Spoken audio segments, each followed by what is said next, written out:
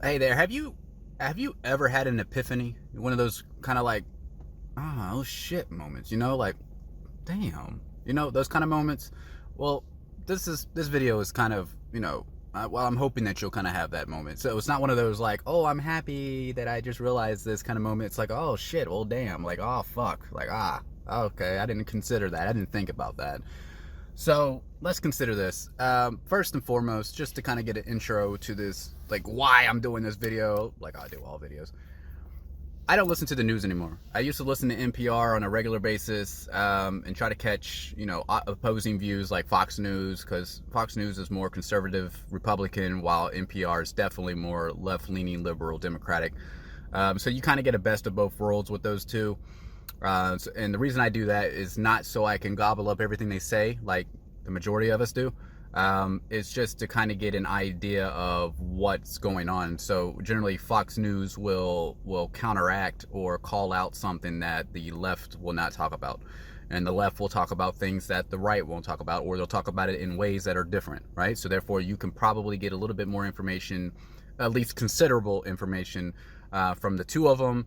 And then, of course, if you are an independent thinker, such as I am, you can then walk away with that information and try to figure some things out. Because here's the truth of it all.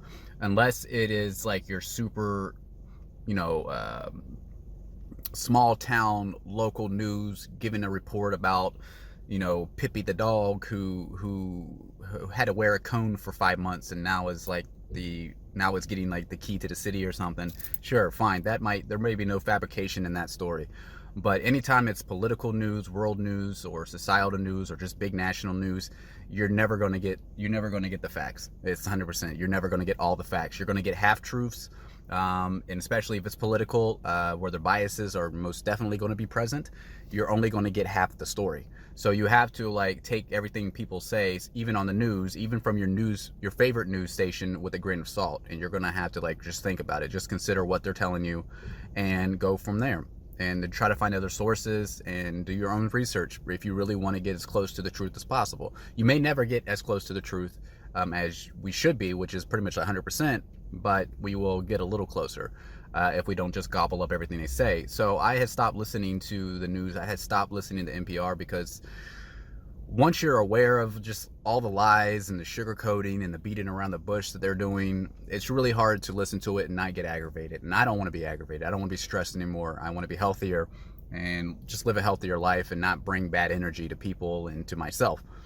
So it's really, really hard to listen to this stuff and just know that they're lying, and they may not be malicious lying, meaning like for NPR example, I would like to think that the people in NPR who do their investigative journaling are just unfortunately the victims of the same, the same information, so we're all basically getting the same information from the same people. And once you realize that all the news organizations and their journalists are owned by very few people in this country, you should understand that most everything you hear is either going to be scripted, and if some real journalists come forward and want to call out the truth, if it doesn't align with the political views and the biases of the owners of these networks, their story is not going to get out. And I used to kind of look at NPR like that, maybe like they're not here to, entertain you or to scare you in a weird way or anything like that. But that's not the truth. But again, they may not be maliciously lying to me, but I think they're sucking from the same informational pipe as the rest of us. So we're getting the same story, the same narrative, and we're just reporting it as news instead of doing our own independent investigative journaling. So just to kind of give an examples, or a couple examples, I'm gonna talk about the two big ones. It's something that we should have learned from. There's a third one popping up, and that's the train derailments of all these chemicals. Mainly we've heard about Ohio, but apparently there's like 4 or 5 other places where this is happening all at once, relatively. And then of course now we have UFOs. We're talking about UFOs and stuff, and Chinese balloons. Like, it's such a distraction. It's not even funny. Like people are just like screaming spy balloon, but yet even on NPR just like 3 days ago they said that Central Intelligence doesn't have enough information to see if it was actually spyware or not, or like spy equipment or not. But yet every headline you read, it's Chinese spy balloon, spy balloon, spy balloon, spy balloon.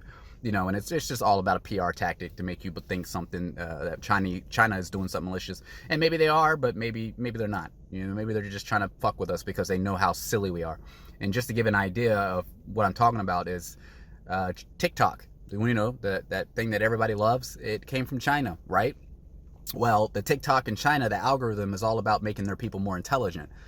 So they don't watch stupid people doing the same TikTok dances over and over and over and over, or watching all these epic fails of people falling. I mean, don't get me wrong, it's fun, it's entertaining, it's fun to watch and everything like that. But that's what we want here, and that's our algorithm here, and that's why we're dumb. We're really just fucking retarded. We are. And so the Chinese algorithm for TikTok is all about intelligence and uplifting people who are geniuses, who are prodigies, who are doing good work, who can just help their overall society, while the algorithm in America and our TikTok is all about stupid dances. So really China is way ahead of us when it comes to intelligence. Like, intellectually, they are way ahead of us. So they wouldn't use a balloon to spy on us. For one, I mean, even if they did, they're just messing with us, but it doesn't matter. And of course, they talk about UFOs. It's really just kind of a distraction. And that's why they didn't talk about the spill disasters in Ohio until like 10 days later after they happened or something, because they don't want to report on that. It's bad stuff. And so that kind of ties into COVID and Ukraine. So let's just start with COVID, since COVID is the oldest story. It's vaccines, like the biggest story about the vaccines is that they didn't test for efficacy as to whether or not you can catch and spread COVID if you took the vaccine. Well, they never advertised that in the very beginning. What they advertised in the very beginning is that old people, overweight people, and other people with underlying conditions needed the vaccine because their immune system could be compromised, and therefore they would just need help with fighting off COVID. So therefore they wouldn't end up with a severe case. They never really talked about not catching COVID or keeping you from spreading COVID or anything like that. Now, as 2021 rolled around, yes, the very beginning of 2021, all of a sudden you start hearing all this information that you can take your mask off if you've gotten vaccinated, because you can't catch COVID, because you can't spread COVID, which is bullshit. And if you got the vaccine, you can get a vaccine passport, right? Remember that? Yeah. And so you were the only one who was allowed to get on the planes. You were the only ones who were allowed to get on the trains, maybe. Buses, maybe, right? But you were the only ones who were allowed to travel, right? If you were vaccinated, right? And so around every holiday, we saw a spike in cases, but we blamed it on the unvaccinated, which made no sense, because the unvaccinated could not travel, at least not to the links that the vaccinated could, right? Because of this whole vaccine passport kind of thing, right? Remember that? So that was just all BS. That was bullshit. But they did, even though initially they said that the vaccine was to help older people, with compromised immune systems, overweight people, and people with underlying conditions, and stuff like that. That's all it was for. But yet, like I said, they started then advertising. They really did. They started allowing everybody to believe that if you had the vaccine, and even Fauci said it directly, the best protection against catching COVID was the vaccine. And that's not true. The best protection against catching COVID was social distancing and the mask. And that's plain and simple. Well, why, Jarrett? Why would they lie to us? Well, they lied to you because the people, like Pfizer is a big one, Moderna too, but Pfizer is a big one. Just focus on Pfizer. Pfizer was doing their own research, and then Pfizer was also making the calls, giving the CDC recommendations and the White House the recommendations, instead of the CDC and Pfizer being two separate entities who were keeping each other in check. No, it didn't work like that. So Pfizer got what they wanted, so they would do these tests, these reports, do all this stuff, and then the data that they released to the public or to the scientific community for peer review was the only data that they just wanted to release. They didn't release all the data, and it's 100% true. And this happens all the time with every company, with every medicine creation, with every product creation. They don't release everything that they want to. That you think they do. They only release what they want to release, so therefore they can go forward with what they want to go forward with. Well, Jarrett, why would they do that? Well, it's all about money. It's greed. It's all about greed. So when they allowed, I'll just say they allowed, I mean, they did tweet directly from Pfizer that the people in South Africa wouldn't catch COVID if they had the vaccine, which was a lie, and they're trying to deny that, but it's true. The tweet is out there. It's public record. I mean, come on. But they allowed, let's just say they allowed the American public to start fighting each other and calling each other murderers and stuff for not taking the vaccine. But yet the vaccine really only protected you. Well, Jared, there was a 90% efficacy against COVID. Well, maybe against alpha, and 90% efficacy was really only in like certain cases. And here's the thing too, you have to look at that. They didn't test for efficacy at the very beginning, which, you know, they said they didn't have to get it approved. Fine. So they didn't test for efficacy, and it was they were against the speed of the clock. Okay, fine, whatever, sure. But they said that they tested for efficacy after the vaccines went out. So therefore, you were kind of like the live guinea pig for these vaccines, right? And that's okay. I understand. That's okay. That's fine. And I called the people who got the vaccines early pioneers, because really, you were trying to see, you were going to be the one who filtered out any negative effects and stuff like that.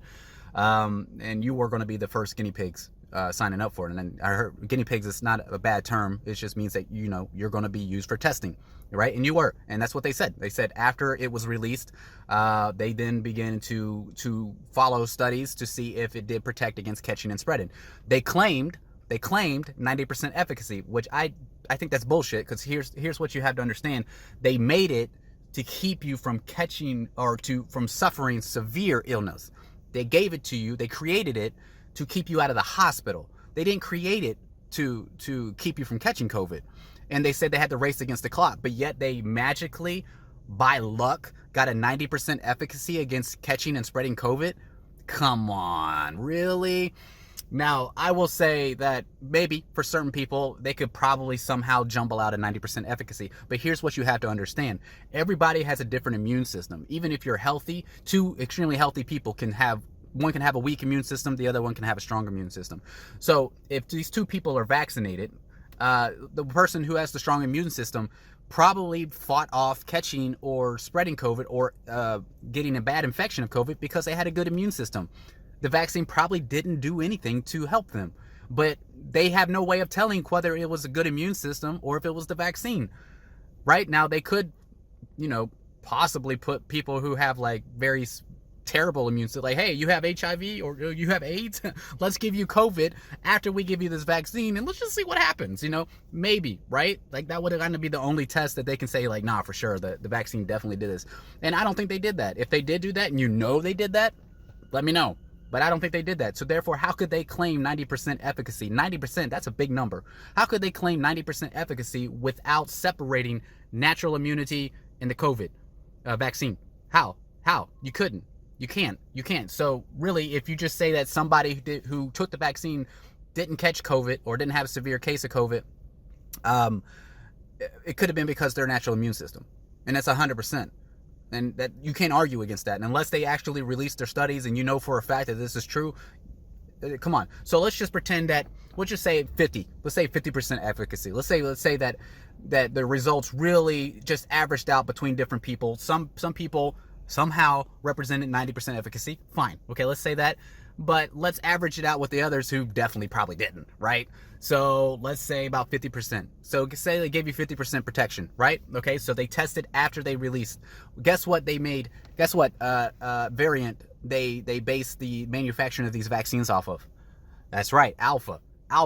So they had tons and tons and tons of vaccines, vials made for the vaccine made against the Alpha variant. Well, guess what? Here in the United States, when we were between 15 and 20% vaccinated, fully vaccinated, Delta was sitting in Texas. Delta started to spread, but they still kept pushing out the same vaccine that they made for the Alpha variant and still claiming that it had 90% efficacy. Well, wait a minute, hold on now. Like, so first off, you claim that you were able to test against natural immunity, claiming, you know, that you had a 90% efficacy with the vaccine, as if natural immunity was never a part of the equation, which is bullshit, I really think. But let's pretend that's true. But now Delta came around in the same vaccine. You still want to push the same findings that it's 90%? Come on, right? Oh, well, it went down a little bit with the variants. It went down a lot with the variants. Okay, you made a vaccine against the Alpha variant. Sure, it was a T-cell virus, blah, blah, blah, is relatively the same thing. And I'm not arguing against severity of illness. I'm not arguing that the vaccine didn't help people stay out of the hospital because it kept some of these fucking T-cells from being as strong as they could, or whatever, however it works, right? I'm not going to say that. I'm not going to lie about that, okay? Or claim that I know about that. But I do know when Delta especially rolled around and Omicron rolled around, people who were fully vaccinated and boosted, up to date with their boosters, it's a crazy name, but anyway, up to date with their boosters, were getting Delta, were getting Omicron, and they were suffering severe illness, and they were catching COVID more than once. well, Jared, these people probably had a compromised immune system. Well, yes, they probably did. Just like the people in the studies would. They wouldn't come out with a 90% efficacy for everybody, but yet they advertise 90% efficacy for everybody, for every variant. This is bullshit. Well, Jared, why would they lie to us? Come on now, why would they lie to us? Money, greed, money. If they increase the demand for the vaccines, they get more government contracts. More government contracts means more money. Okay? They told people, and I know you remember this. In early 2021, when we were just getting to 15 to 20% vaccinated, Anthony Fauci himself came out and said, remove your mask and stop social distancing even inside if you have been vaccinated, if you have been fully vaccinated. What the fuck? So that's bullshit. It's bullshit. It's bullshit. Well, why would they do that, Jared? Why would they do that? Well, the only logical explanation for this, if they really cared about people, they weren't shutting down the economy, they were just saying social distance and wear your mask. So if the economy was open, people were allowed to go out to movies and travel and stuff like that. So people weren't really stuck in their houses and complaining. So why would they say that? Why would they say that? The only logical reason why they would say that is because Pfizer wanted to increase the rate of infection. Because if we wore masks and we social distance, well, really, if we shut the economy down completely and we ended the crisis and the pandemic of COVID, Pfizer would not be able to make as much money as they can. The crisis would be gone. The opportunities would cease to exist.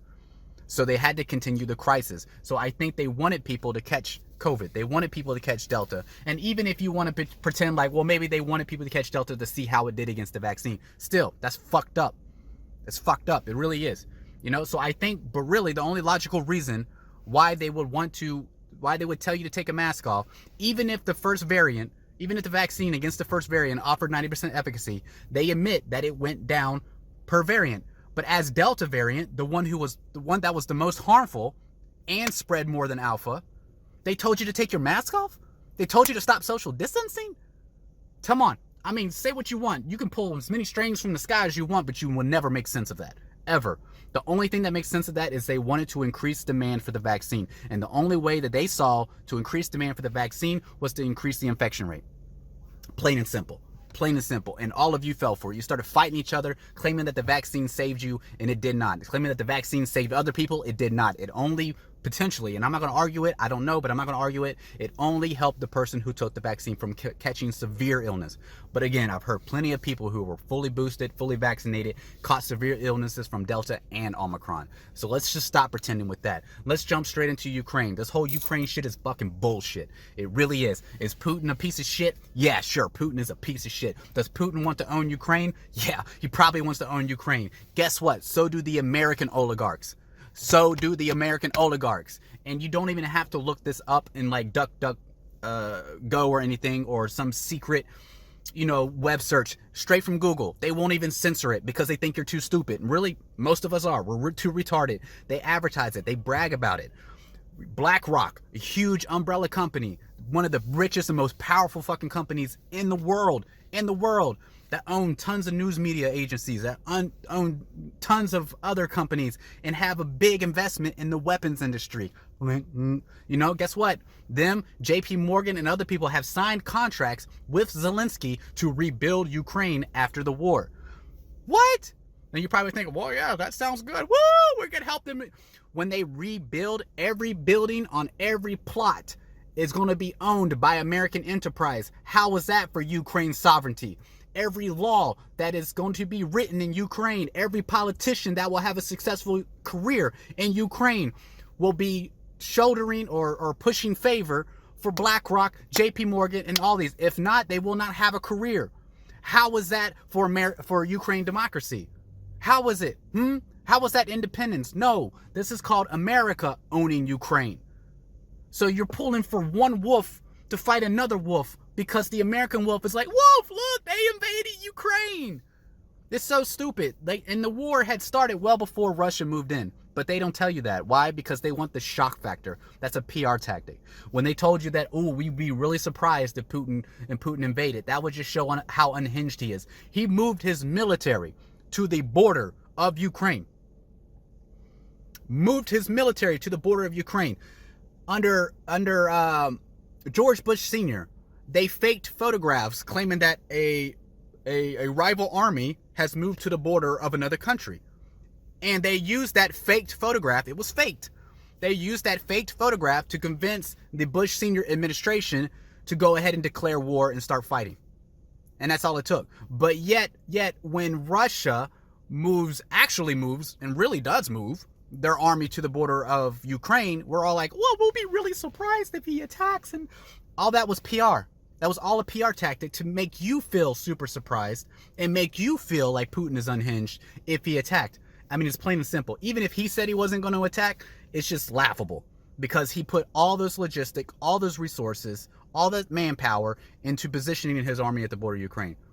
But we all act like we're surprised, and then they get to point the finger at Putin as if what he did was just out of the blue. Just completely, what? Like, I can't believe it. It's crazy, right? And all of you fell for it. Most of us fell for it. You know why? Because they need us to focus on Russia being the bad guy while we be the bad guy. So therefore, you don't focus on the fact that America is looking for ownership of Ukraine. And guess what? They got it. If Putin does not succeed, the only last step is to kick Putin out. That's it. If Putin doesn't succeed, then guess what? America owns Ukraine. That is not Ukraine democracy. That is not Ukraine sovereignty. That is slavery. That's it. That's all it is. Like I said, every piece of land, every building that is built, BlackRock, JP Morgan, all of them, they will own it, not Ukraine. Every law, every politician, BlackRock and JP Morgan will own, not Ukraine. That is not democracy. That is not sovereignty. Peace.